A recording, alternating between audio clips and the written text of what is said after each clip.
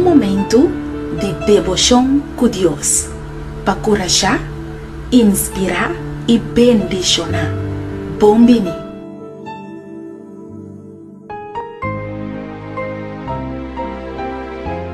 Feliz mainta, a mim tá na era infelicia e awe é título de nos devotion tá plania pa futuro. E a palavra de Deus te queda aí no book de Provérbio, no capítulo 19, versículo 21.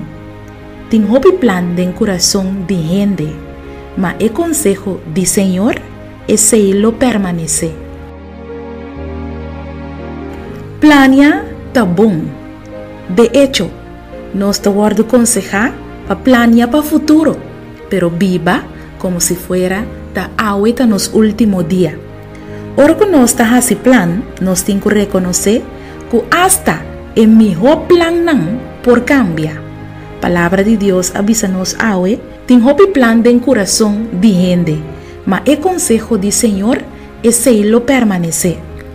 Nos mester traja nos lista de nos agenda e pone nos prioridade teniendo na cuenta para entregar turnos plannan na Dios. Después, con corazón dispuesto, nos portuma Dios su man y vai caminda que ta guia nos.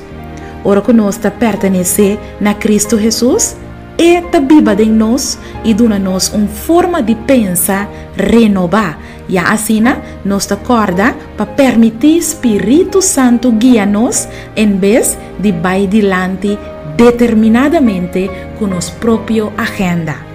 Palavra de Deus avisa-nos em Provérbio 19, versículo 9, em mente de Hende ta planea su caminda, mas Senhor ta dirige su passo não.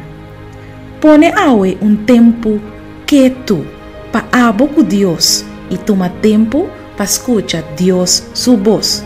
Seja segura que eta dirigir cada de bo passo não, ora que bo permitir para Deus porta e guia de bo viaje. Laga nos reza. Nos querido e bom Deus, ta bo só conhecer plannan que tem de nos coração.